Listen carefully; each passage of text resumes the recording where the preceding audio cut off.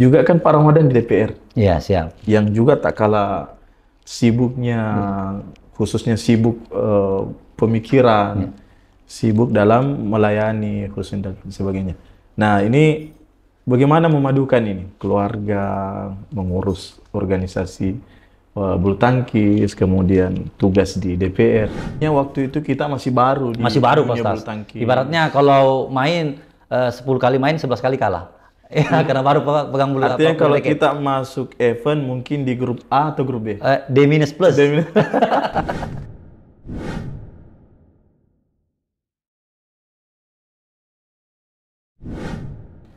Baik, Assalamualaikum warahmatullahi wabarakatuh. Waalaikumsalam warahmatullahi wabarakatuh. Alhamdulillah. Dan jazakumullah khairan, barakallahu fikum kepada seluruh teman-teman sekalian. Dan wabil khusus pada siang hari ini, salah satu tamu istimewa kita di teman ngopi, alhamdulillah, Pak Ramadan. Gimana kabar Pak? Alhamdulillah, kabar baik ini Pak Ustaz ini. Masya Allah, barakallah.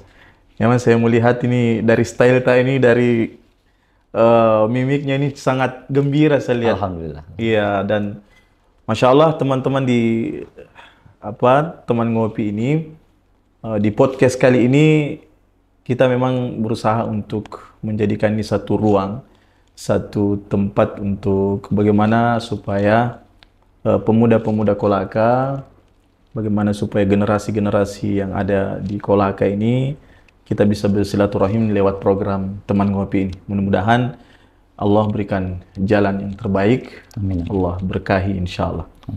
Baik, di kesempatan berbahagia ini, para teman-teman sekalian, khususnya saudara-saudara saya, saudara-saudara kita yang ada di Kolaka ini, di momen yang sangat berbahagia ini kita ingin coba berbincang-bincang bersama dengan Pak Ramadan, Masya Allah. Kita salaman dulu nih. Siap, Masya Allah. Ustaz. Sehat-sehat Ki? Alhamdulillah, sehat sekali. Keluarga Ustaz juga ini. di? Iya, sehat dan bahagia hari ini Pak Ustaz. Barakallah, barakallah. Baik, begini barangkali Pak Ramadan. Saya perhatikan di Kolaka ini, alhamdulillah generasi muda itu sangat tumbuh berkembang banyak sekali, dan khususnya di segmen olahraga di bidang bulu tangkis. Nah, sementara bulu tangkis ini kan, Masya Allah ternyata yang menjadi ketua PBSI adalah Pak Ramadan, kalau tidak salah ya. Ya, betul ya? alhamdulillah Pak Ustaz. Masya Allah. Yang mana kan untuk menjadi ketua PBSI. Ini menarik karena sekarang lagi viral, lagi booming, anak-anak muda tertarik untuk bulu tangkis. Saya penasaran, bahkan saya sendiri selaku praktisi pendakwah, mubalik, memang juga satu hal yang disunnahkan Nabi itu adalah bagaimana pola olahraga supaya tetap energik dalam beraktivitas dan khususnya masalah ibadah. Nah, saya ingin coba bisa Pak Ramadan ini selaku Ketua PBSI Kolaka, mungkin bisa diberikan kita informasi atau gambaran di era periode Pak Ramadan ini, bagaimana PBSI sekarang ini dalam mempersiapkan generasi-generasi agar mereka tertarik gitu. Dan memang sekarang banyak tertarik. Iya, lagi booming-boomingnya sekarang bulu tangkis. Iya, lagi boomingnya. Ya, jadi terima kasih Pak Ustaz. Ya, artinya pertama mungkin saya ucapkan banyak terima kasih karena hari ini saya diundang di tempat yang sangat berbahagia ini. Artinya kita bisa diskusi tentang kepemudaan, tentang apa yang sementara sejalan sekarang di Parlemen Muda, tentang perhatian kepada pemuda-pemuda. Karena dasar pembahasan kita tentang PBSI, jadi mungkin saya sedikit bercerita tentang PBSI, Pak Ustaz. Jadi begini, jadi menarik juga cerita tentang PBSI ini. Jadi awalnya PBSI ini kan Persatuan Bulu Tangkis seluruh Indonesia. Nah, sedangkan saya sendiri itu sebenarnya tidak tahu bermain bulu tangkis, Pak Ustaz. Wah. Ya, saya tidak tahu bermain bulu tangkis. Jadi awal mula saya menjadi ketua PBSI ini karena anak saya, ada dua anak saya, anak pertama yang nama Fahri dan yang kedua atas nama Muhammad Rifki, itu tertarik dengan dunia bulu tangkis. Dunia bulu tangkis. Ya, akhirnya saya mencoba mengikutkan dua anak saya ini ke pembinaan yang ada di Kabupaten Kolaka, namanya PBSBS Kolaka. Sepotong Ki. Ini menarik karena awalnya kita ini kan tidak mahir tentang pintar, kemudian bahkan kurang tertarik. Tapi yang menariknya adalah anak tak ini yang tertarik. Kalau boleh tahu bagaimana ceritanya sehingga anak tak ini tertarik, padahal kan bapaknya tidak tidak pernah mencontohkan gitu. Ya, jadi gini Pak, kan kalau basic-basic dari keluarga paling taunya hanya main bola. Ya. Apalagi kan dasarnya memang saya itu yang pertama itu saya ketua futsal. Oh, Saya hanya biasanya Masya. sama teman-teman itu bermain futsal. Artinya kalau bicara bulu tangkis, ya bisa dibilang tidak bilang juga tidak pernah pun juga pengen reket, tapi tidak ditekuni. Oh iya. Tiba-tiba karena mungkin anak saya mungkin dari diskusi teman-temannya, akhirnya ada niat untuk mengikuti pembinaan bulu tangkis. Nah, di awal itulah ketika anak saya ingin mengikuti pembinaan bulu tangkis, akhirnya mulai saya daftarkan di pembinaan bulu tangkis yang saya sebut tadi PBS Basic Kolaka. Ya. Nah, jadi saya kerjanya itu mengantar mereka, kan masih anak kecil nih Ustaz, pulang sekolah. Iya, pulang sekolah. Jadi kalau hari Minggu, hari libur main pagi. Jadi yang anak saya yang pertama itu masih kelas 3 SD, yang kedua itu masih TK, baru masuk TK. Nah, jadi berjalan 1-2 bulan mengikuti pembinaan bulu tangkis, muncul wacana pemilihan ketua PBSI. Wah. Nah, tapi di sela-sela anak saya ikut pembinaan, karena saya juga sering mengantar, ya saya juga beli raket Postas. Nah, kebetulan hari itu lagi dinas ke Makassar, kumpul dengan teman-teman, salah satu konten kreator juga, yang mungkin cukup populer, ya saudara saya, adinda saya Rizal Jamal. Ya. Mudah-mudahan beliau nonton ini. Oh ya, maka nanti saya kirim ke beliau ini supaya saya sampaikan bahwa memang sejarah pertama juga saya itu bermain di lapangan juga itu bersama beliau. Wah. Iya, dengan dewan-dewan teman-teman Dewan Muda. Dewan Muda. Ya, jadi hari itu kebetulan kita lagi dinas di Makassar, kita sempatkan membeli peralatan, sempat beli raket, beli sepatu dan kostum apa adanya. Malah sampai ada yang bermain bulu tangkis masih pakai celana levis. Nah, jadi ini ceritanya kemarin kita main itu mendadak bulu tangkis, diundang sama adinda saya, salah satu konten kreator dia ya Pak Rizal Jamal. Nah, jadi di situ awalnya kita bermain bulu tangkis. Nah, jadi ketika di Kolaka, ya saya mulai karena mungkin di sela-sela kesibukan saya sebagai anggota DPRD juga, Postas, mungkin waktunya itu mungkin bermain bulu tangkis kan tidak perlu bilang menunggu orang banyak. Ya kalau sudah ada teman 2-3 orang sudah bisa bermain. Akhirnya saya juga mulai ikut-ikut tepuk bulu tangkis sama teman-teman. Nah, itu tadi berjalan 2 bulan, ada wacana pemilihan ketua PBSI. Pemilihan ketua PBSI. Iya, jadi saya jujur Postas, saya terbuka bahwa betul-betul saya tidak pernah ada niat menjadi ketua PBSI. Sama sekali tidak ada niat menjadi ketua PBSI. Malah hari itu ketika diskusi, saya mendorong salah satu teman yang saya anggap memang bahwa beliau ini adalah pemerhati bulu tangkis yang ada di Kabupaten Kolaka.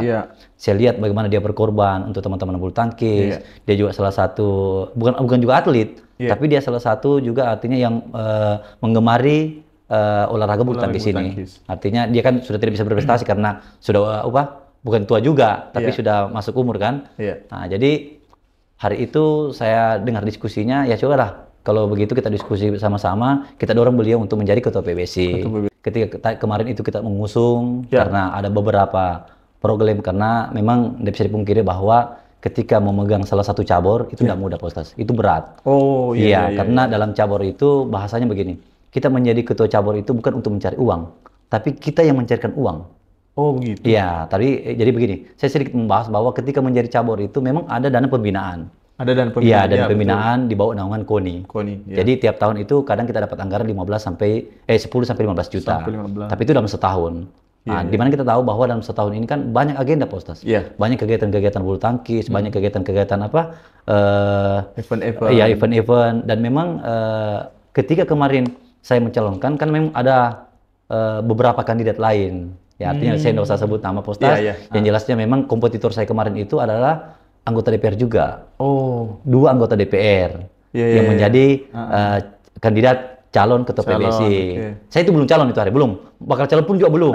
Saya itu tadi masih mendorong 2 nama yang tadi yang saya anggap layak untuk menjadi ketua PBSI. Tapi dengan berjalannya waktu Postas, dengan beberapa pertimbangan teman-teman, ternyata dengan pertimbangan 2 teman tadi yang saya usung ini mengharapkan bahwa mungkin saya yang bisa ada di posisi itu. Ibaratnya mereka tetap membantu saya, mensupport saya dengan beberapa pertimbangan, karena ya mungkin itu juga karena kompetitor saya juga mungkin anggota DPR juga. Nah, mungkin pemikirannya bahwa ketika saya yang dia manakan untuk itu mungkin ibaratnya begini, dalam tanda kutip, bahwa kita ada power untuk mencari bantuan untuk kegiatan.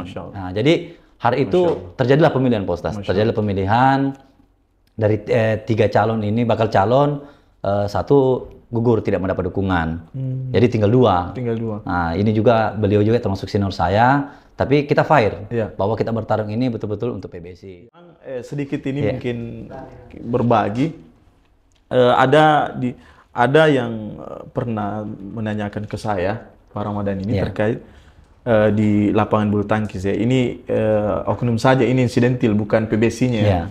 Ini pernah saya mendapatkan ini pertanyaan, dia mengatakan, Pak Ustadz, kalau bagaimana hukumnya ketika main bulu tangkis, ini main, kemudian kalah bayar gitu. Apa hukumnya ini? Saya minta, maksudnya kalah bayar bagaimana? Siapa yang kalah dia bayar bulu, dia bayar lapangan. Jadi gini Pak Ustadz, ini pernah juga saya dapat. Alhamdulillah sampai hari ini belum lagi. Jadi begini, sebelum saya jadi ketua PBSI ini pernah jadi bahan diskusi di teman-teman grup. Jadi kita punya grup itu sebelum saya menjadi ketua PBSI, awal mula saya pegang raket, ada diskusi bahas tentang ini. Jadi diskusinya itu yang dibilang kalah bayar itu maksudnya bukan tentang uang, tentang bulu yang dimaksud tadi ini. Bulunya. Nah, jadi dalam pertandingan itu kan contoh dalam satu pertandingan menggunakan 5 bulu. Contoh ini ada 5 bulu. Nah, 1 bulu mungkin pembayarannya 10.000. Berarti kalau 5 bulu kan 50.000. Nah, artinya kalau bicara kalah bayar, siapa yang kalah itu yang bayar 50. Itu yang bayar? Yang membayar 50.000. Nah, itulah menjadi perbincangan teman-teman kemarin bahwa dianggap ini kita berjudi. Nah, dengan hasil diskusi, dengan pemikiran teman-teman yang sehat juga, akhirnya hal-hal yang seperti itu dihilangkan. Alhamdulillah. Ya, dihilangkan kemarin. Itu alhamdulillah juga Pak Ustadz selama saya jadi ketua PBSI sudah tidak ada.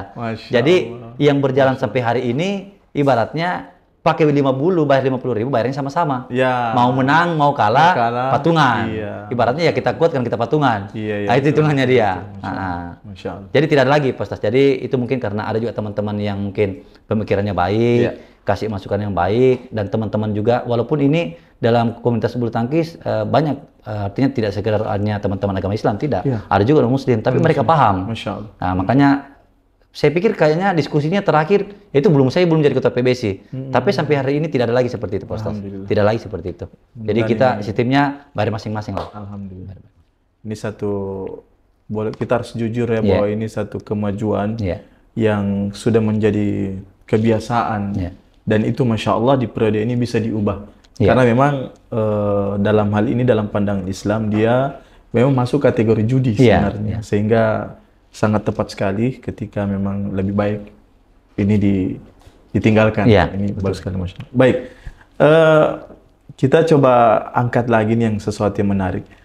Di PBS ini kan tidak main-main juga mengurusinya. Selain anggarannya juga pas-pasan, tapi event-event yang akan digelar itu kan cukup harus bergengsi, apalagi program tahunan Bupati Cup dan seterusnya. Nah, juga kan Pak Ramadan di DPR. Iya, siap. Yang juga tak kalah sibuknya, khususnya sibuk pemikiran, sibuk dalam melayani, khususnya dan sebagainya. Nah, ini bagaimana memadukan ini? Keluarga, mengurus organisasi bulu tangkis, kemudian tugas di DPR. Apalagi kalau tidak salah di DPR itu Pak Ramadan ketua fraksi ya? Iya, saya ketua fraksi. Fraksi 3. Saya begini Pak Staja, kalau ketua fraksi itu begini. Jadi saya sedikit mungkin membahas mengarah ke politik, tapi ini hanya ininya aja, formalnya aja. Jadi ketua fraksi itu kan begini Pak Stas, dalam DPRD itu fraksi bisa dibentuk itu kalau cukup 3 kursi. Anggota DPRD. Sedangkan saya di Partai Demokrat ini cuma 2 kursi. 2 kursi. Jadi ibaratnya ini kita harus berkoalisi dengan partai yang lain. Alhamdulillah saya Partai Demokrat 2 kursi, berkoalisi dengan P3 2 kursi, dengan 1 kursi lagi Partai Bulan Bintang. Jadi kita cukup 5. Jadi kita sudah cukup untuk membangun koalisi atau membangun fraksi. Nah, alhamdulillah memang saya diamanahkan menjadi ketua fraksi. Ya, alhamdulillah ini sudah berjalan 4 tahun. Artinya ketua fraksi itu kan sebenarnya begini. Dalam di DPR itu Pak Ustaz itu kalau bicara masalah komisi, kebetulan saya juga komisi 3. Alhamdulillah saya juga ke ketua fraksi. Saya juga di badan anggaran dan saya juga ada di Bamperda. Nah, ada 4 ini yang saya di posisi di DPR ini. Masya Allah. Nah, memang ibaratnya berat tapi bersyukur. Karena banyak hal yang bisa kita lakukan dengan posisi saya hari ini. Jadi di DPR itu kan masa jabatan 5 tahun, Pak Stas. 5 tahun, Jadi rollingnya itu per 2,5 tahun. Iya, kalau periode kemarin itu rollingnya per 1 tahun. Yeah. Tapi kalau di periode kami ini rollingnya per 2 tahun setengah. 2 tahun setengah. Nah, di periode 2 tahun setengah pertama itu saya menduduki ketua fraksi juga. Yeah. Saya Komisi 3 juga, posisi sekretaris Komisi 3. Yeah. Nah, kemarin. Nah, pas rolling lagi 2 tahun setengah jabatan, sudah berjalan 2 tahun setengah. Yeah. Rolling komisi dan rolling fraksi atau semua, termasuk semuanya. Semuanya. Tapi setelah berkomunikasi dengan koalisi-koalisi, yeah. Alhamdulillah saya tetap dipercayakan di Komisi 3. Yeah. Komisi 3 itu membidangi. Jadi begini, Komisi 3 itu kan begini, di DPRD itu ada 3 komisi, Mas Tas. 3 komisi. Komisi 1 itu membidangi pemerintahan. Kalau Komisi 2 itu keuangan, ya. Kalau Komisi 3 itu pembangunan dan kesejahteraan rakyat. Ya, disitulah Komisi 3 ya, begini bahasa orang pasar ini di masyarakat umum, bahwa Komisi 3 ini adalah komisi gemuk. Komisi gemuk. Ya, yang dimaksud komisi gemuk ini gini. Karena Komisi 3 itu ada semua di situ, Postas. Jadi PU ada di situ. Pendidikan ada di situ. Berarti infrastruktur, pendidikan. Iya, ada semua, kesehatan. Semua ada di pertambangan. Pertambangan. Iya, semua masuk di situ, Postas. Ini menarik pertambangan. Boleh kita coba gali-gali sedikit, karena kebetulan Pomala atau Kolaka ini sering digali tanahnya, jadi coba kita gali. Sekarang kan alhamdulillah kita bersyukur karena sebenarnya ini semua adalah karunia Allah. Dengan dulu di awal-awal Kolaka ini dikenal dengan hasil bumi cengkeh coklat yang melimpah. Ketika disebut Kolaka, maka yang diingat adalah cengkeh. Coklat, cengkeh dan coklat. Dan itu orang rantau kita dulu, mereka boleh dikata berbondong-bondong naik haji di tahun 90-an waktu itu. Nah, sekarang berubah. Suasana berubah dari sisi ekonomi. Alhamdulillah Kolaka ini malah semakin levelnya naik. Karena yang dulu tanah merah ini, yang semua orang tidak peduli, bahkan kalau mau diambil saja, tiba-tiba dia bernilai dolar. Dan sampai-sampai dari negara-negara lain mereka berbondong-bondong meramaikan pesawat. Dan jadwal pesawat di Kolaka ini luar biasa dibanding. Itu menarik sekali. Nah, masalah tambang ini sebenarnya untuk Kolaka ini masa depannya seperti apa kira-kira untuk kedepannya? Jadi begini, Pak Ustaz. Jadi yang paling patut kita syukuri memang artinya satu kesyukuran kita sebagai warga Kolaka terkhusus. Apa yang disampaikan Pak Ustaz tadi, bahwa di tahun 90-an itu kami kan mengandalkan sektor pertanian. Betul. Kalau kita bicara masalah coklat, masalah cengkeh, ya sudahlah Kolaka lah, dan Kolaka Utara. Dulu kan masih satu Kolaka ini, sebelum mekar Kolaka Utara, Kolaka Timur. Artinya kalau bicara sudah coklat dengan cengkeh, ya sudah. Bahasa kasarnya orang dulu, orang kaya pasti nih kalau banyak cengkehnya, banyak coklatnya. Tapi karena berjalannya waktu, mungkin ada penurunan penghasilan dari sisi pertanian. Di situ yang saya bilang tadi, ini karunia lagi yang kita diberikan sama Allah ini. Artinya ada sektor pertambangan. Nah, kalau kemarin-kemarin Postas, kami itu yang ibaratnya di Kolaka itu, yang ada kan yang dikenal cuma Antam, aneka tambang. Betul. Artinya ini kan bentuk BUMN, yang punya negara kan. Istilahnya apa tuh? Plat merah ya? Iya, plat merah, BUMN, milik negara kan, badan usaha milik negara, BUMN. Jadi sektor pertambangan itu kemarin dikelola oleh Antam. Di tahun 2019 sudah mulai masuk pertambangan swasta. Nah, disitulah mulai muncul lagi penghasilan baru masyarakat Kabupaten Kolaka. Sampai sempat booming. Karena di tahun 19 itu sudah mulai ada yang sepengetahuan saya. Saya tahu tentang tambahan 2009, Postas. 2009 sudah mulai ada tambang-tambang swasta yang dibuka. Contoh ada PMS, contoh ada Karmas, contoh ada Bola Dunia. Nah, jadi dari sektor pertambangan itulah muncul sumber-sumber rezeki baru buat masyarakat Kabupaten Kolaka. Masya Allah. Pak Ramadan, siap. Melihat sekarang alhamdulillah Kolaka ini dengan banyaknya sekarang pintu-pintu lapangan kerja lewat pertambangan ini satu hal yang kita harus syukuri, karena dari daerah lain itu juga mereka banyak yang ke Kolaka. Nah, melihat hal itu tentu DPR punya strategi bagaimana supaya tambang-tambang ini betul-betul terkelola sesuai dengan harapan baik dari pemerintah dan masyarakat. Mungkin bisa diberikan gambaran. Jadi begini Pak, itu tadi yang saya sampaikan bahwa kebetulan saya kan di Memperda juga. Jadi harapan kami kemarin ini mengambil peran. Artinya memang tugas fungsi dari anggota DPRD itu kan ada 3, Pak Ustaz. Baik. Yang pertama itu adalah pembentukan perda, membuat perda peraturan daerah yang betul-betul pro dengan rakyat. Yang kedua itu bagian anggaran. Dan yang ketiga itu bagian pengawasan. Ya, jadi perda inilah yang kita ambil. Artinya harapan besar kami dengan banyaknya industri tambang yang ada di Kabupaten Kolaka, apalagi ini kan lagi rame nih, diskusi tentang Vale, diskusi tentang IPIP. Jadi mungkin saya jelaskan bahwa Vale ini yang bergelut di bidang pertambangan, artinya dia mining, pekerja tambang. Sedangkan yang kita diskusi masalah IPIP ini adalah perusahaan yang membuka kawasan industri. Iya, dia tidak nambang, tapi dia membangun pabrik. Kalau pabrik yang seperti Antam sekarang? Ya, itu kalau hitungan begini. Kalau hitungan kayak Antam sekarang, mohon maaf. Artinya kalau mau dibandingkan dengan persiapan, kalau betul-betul terrealisasi, smelter yang dibangun oleh Vale dan IPIP ini, jauh lah perbandingannya, Pak Ustaz. Sangat jauh perbandingannya. Artinya yang akan dibangun oleh Vale atau IPIP ini lebih besar lagi? Lebih besar lagi. Salah satu mungkin ya, kalau tidak salah mungkin salah satu smelter terbesar, kalau bukan di Asia Tenggara, mungkin di dunia ini yang mau dibangun. Nah, jadi begini, ya inilah yang kita akan bahas sedikit menyangkut masalah tentang anak muda juga. Berhubungan juga dengan kinerja saya atau kerja anggota DPRD Kabupaten Kolaka. Jadi kita anggota DPRD kemarin ini menangkap beberapa polemik, artinya tentang tenaga kerja. Jadi kemarin isu-isu yang beredar itu bahwa perusahaan tambang ini menerima tenaga kerja memprioritaskan. Dulu ada bahasa namanya ring 1. Oh iya, betul. Ya, betul. jadi ibaratnya kalau begini, kalau Antam memprioritaskan ring 1 contoh Pomala.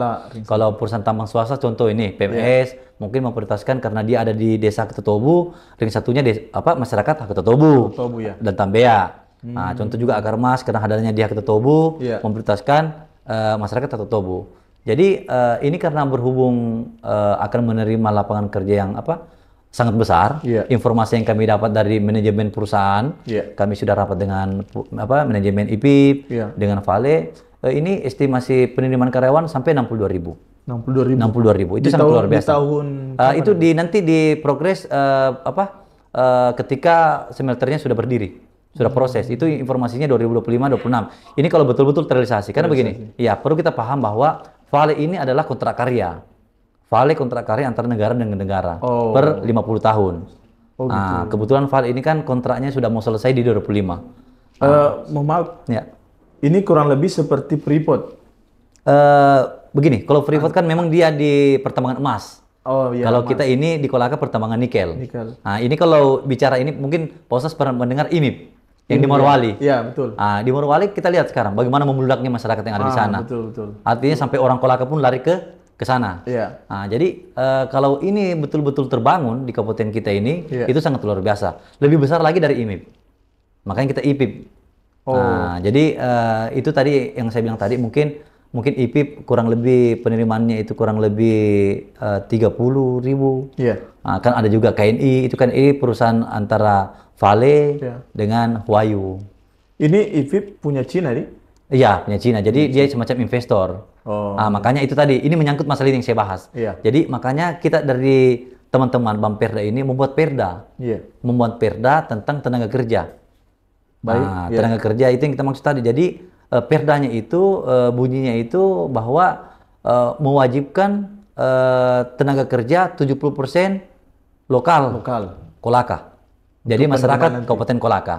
Jadi, artinya DPR ini menjamin insya Allah bagi pemuda-pemuda tidak lagi menganggur. Iya, jadi kalau perda kan begini, perdanya kan sudah kemarin kita membuat perda yang sudah disahkan di DPR kemarin, itu memang mewajibkan 70% itu masyarakat yang ada di Kabupaten Kolaka. Jadi kalau memang betul-betul ini berjalan dan artinya harapan kami ini kan banyak polemik di masyarakat Pak Ustaz. Artinya banyak menyampaikan bahwa ini Vale terbangun atau tidak, ini IPIP terbangun atau tidak. Tapi harapan besar kami ini harusnya terbangun. Artinya kalau terbangun dan terrealisasi menerima pekerjaan 62.000 itu, tidak ada pengangguran di Kolaka, Pak Ustaz. Iya, artinya kalau tidak ada pengangguran berarti kesejahteraan lah untuk masyarakat Kabupaten Kolaka. Nah, itu dia ruang-ruang itu. Makanya hari ini mungkin karena begini, mungkin kan ini ada penerimaan tentang skill dan non-skill. Nah, jadi teman-teman, adik-adik yang mungkin baru tamat sekolah, yang belum ada pekerjaan, dibukakan ruang di BLK. Untuk mempersiapkan untuk mempersiapkan diri. Jadi BLK ini menerima contoh, mungkin dia ada niat basic operator. Nah, mungkin dia mulai mengikuti pembinaan atau pembelajaran di BLK, semacam kayak kursus begitu. Nah, nanti setelah itu dapat sertifikat. Nah, itulah nanti menjadi acuan untuk mereka bisa mendaftar kerja. Ya, itu dia. Masya Allah. Baik, ini menarik sekali Pak Ramadan karena di era ini atau di periode ini kami di teman-teman khususnya teman ngopi ini memang sangat ingin sekali mendapatkan informasi bersama dengan teman-teman bahwa ada semacam kegelisahan sebagian komunitas klub atau dimanapun olahraga atau komunitas seni, budaya dan lainnya, ketika mereka bermohon untuk ke perusahaan dalam event-event mereka, itu kadang-kadang sulit direspon. Apakah entah mereka tidak punya backup. Nah, dalam hal ini bagaimana upaya DPR dalam hal ini untuk membantu teman-teman supaya apa yang mereka event-event yang mereka inginkan itu mudah. Ini barangkali bisa dicerahkan lewat sini. Jadi begini Pak Ustaz. Jadi termasuk juga saya ini, artinya kita kembali ke belakang, artinya mungkin Pak Ustaz juga sering dengar, termasuk juga menyangkut masalah PBSI tadi yang kegiatan itu. Jadi sebenarnya begini, perusahaan ini ada support. Iya, ada support. Artinya tergantung pembawaan kami ini bersilaturahmi kepada pimpinan. Artinya contoh, walaupun saya anggota DPR, saya selalu ketika mau bertemu dengan mereka tidak membawa sebagai lembaga DPR. Saya hadir sebagai adik untuk bertemu sama beliau. Artinya kan begini, kita yang ada niat untuk meminta bantuan. Artinya ketika kita minta bantuan, ya secara langsung bertatap muka dengan mereka, menyampaikan bahwa ada kegiatan yang seperti ini kami mau melakukan. Nah, itu kalau saya anggap beberapa perusahaan itu merespon sangat baik, Pak Ustaz. Karena mohon maaf, memang kondisi di lapangan banyak juga bentuk-bentuk proposal yang fiktif. Selalu mendorong kegiatan, artinya tidak ada pertanggungjawaban. Nah, makanya itu kadang sama ini kegiatan kami ini yang rencana yang PBSI Cup 2 ini, saya sendiri yang antar. Walaupun sebenarnya ada pengurus di bidangnya itu, karena itu tadi saya bilang, saya kembali hadir sebagai adik, meminta tolong kepada manajemen bahwa tolong bahwa ada kegiatan yang kita akan melaksanakan. Nah, acuannya bahwa tahun kemarin kami sudah lakukan. Ketika tahun kemarin kami dibantu, turnamen sudah selesai, kami kirim buktinya, bukti kegiatan. Nah, begitu. Jadi bisa juga itu salah satu jembatan, artinya kami juga dari teman-teman DPR, salah satu mungkin tugas kami juga, mungkin ada kegiatan teman-teman yang betul bersifat keperluan untuk orang banyak, untuk kepentingan orang banyak.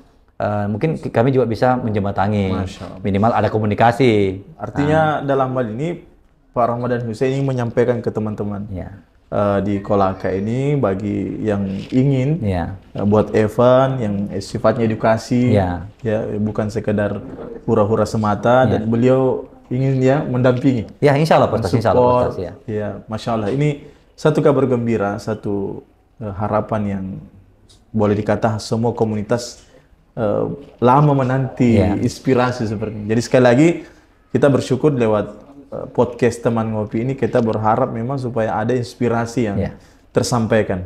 Masya Allah. Mudah-mudahan sehat-sehat Pak Ramadan. Kemudian terkait masalah tambang ini, ini adalah satu masa depan dan perlu kita banyak bersyukur dan banyak berdoa. Kira-kira Pak Ramadan yang selaku di DPR sekarang, apa terobosan yang ingin, selain itu tadi, apalagi yang ingin dilakukan selain di PBSI, selain di DPR, kebaikan-kebaikan apa lagi yang ingin dikembangkan? Jadi kalau saya pose memang pada dasarnya ini hanya untuk berbuat. Jadi ibaratnya ketika terjun ke dunia politik memang kita sudah niatkan bahwa kita ini harusnya pelayan rakyat. Artinya bukan untuk dilayani. Menjadi jembatan lah, untuk jembatan komunikasi. Ini yang mahal ini. Artinya begini. Mungkin Posa juga sering dengar, artinya saya pun secara pribadi, artinya ketika menggunakan peran sebagai anggota DPRD, contoh, ini saya ambil contoh Pak Ustaz, ketika ada bantuan-bantuan yang berhubungan dengan orang banyak, tentang keagamaan. Ini kita taruh lagi tentang keagamaan. Contoh, berhubung saya kan memang Komisi 3. Nah, Komisi 3 itu yang bermitra dengan pertambangan, tapi tadi tambang sudah kita bahas. Ini lagi mengarah ke keagamaan. Contoh Kesra. Nah, mungkin bantuan rumah ibadah. Ini kan banyak keluhan-keluhan juga ini tentang bantuan rumah ibadah. Sebelum lanjut, Kesra ini juga di bawah ini ya, Pak? Komisi 3 juga. Mitra Komisi 3 juga. Nah, jadi contoh bantuan rumah ibadah. Jadi memang bantuan rumah ibadah ini kita selalu terjun langsung ke lapangan. Iya. Artinya kita selalu melihat bahwa rumah ibadah yang betul-betul skala prioritas. Baik. Artinya yang maksud skala prioritas ini bukan bilang karena masjidnya kita di sini ini dibantu, tidak. Iya. Kita lihat kondisinya. Iya. Karena contoh ini Pak Ustaz, ambil contoh. Mungkin kalau orang mau bangun masjid di area pasar, ya mungkin sumbangannya besar lah. Karena di situ ada putaran uang. Ibaratnya contoh kecilnya, kalau di daerah pasar itu biasa ya bahasa anunya lebih lah uangnya. Karena di situ ada putaran uang. Kadang dia punya uang tapi dia pusing lagi, mau apa lagi saya punya masjid ini. Betul. Tapi ada juga di tempat tertentu Pak Ustaz, ya mohon maaf, mungkin di tempat-tempat kayak daerah-daerah Empang, daerah-daerah persawahan. Artinya banyak di situ teman-teman kita yang satu ini ingin beribadah, tapi mungkin kondisi rumah ibadahnya mungkin yang ya harapan besarnya ada rehab berat lah, atau ada perbaikan. Disitulah peran-peran kami. Baik. Ketika setelah kunjungan lapangan, kami berkomunikasi dengan Kesra, mungkin masjid ini yang paling layak dibantu. Jadi saya juga secara pribadi mungkin tidak hanya mengandalkan dari dana anggaran Pemda. Itu yang tadi, ini menyangkut juga masalah pertambangan. Ya, jadi ketika mungkin anggarannya kebutuhannya 20, 30, sampai 50, kadang kita minta bantu juga ke Kesra. Nah, tapi ada batasan anggaran juga.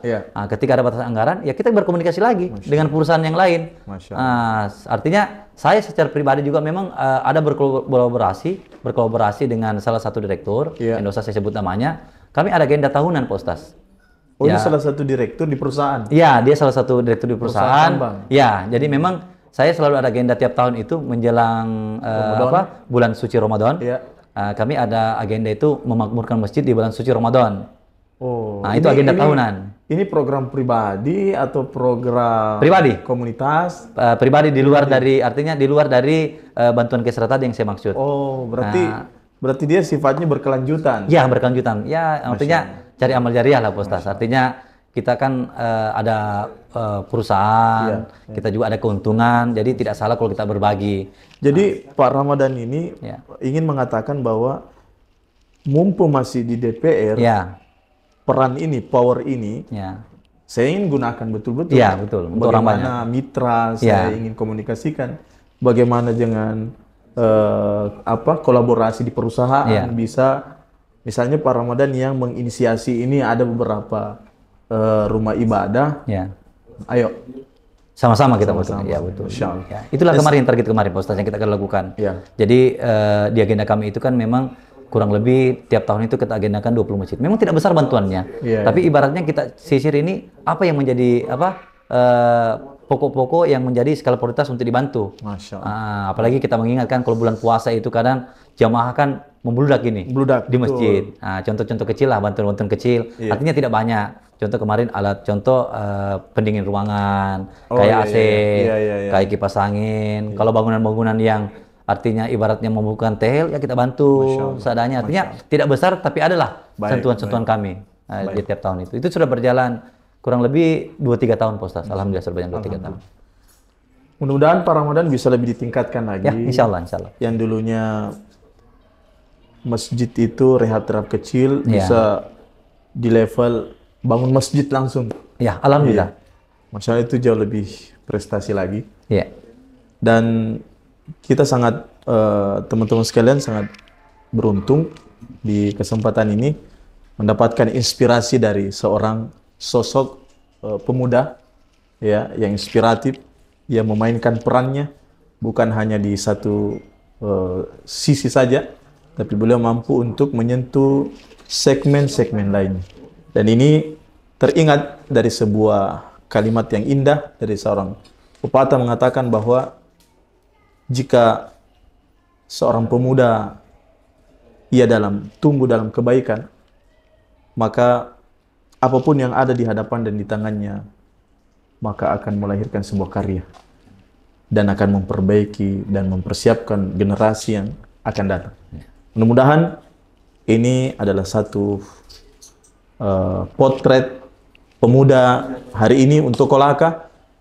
Kita ingin mengatakan Pak Ramadan bahwa masih ada lagi generasi-generasi yang mudah-mudahan tampil untuk berbuat Kolaka, bukan cuma di sisi agama, tapi juga dari sisi yang lainnya, olahraga, kemudian seni, budaya, dan seterusnya.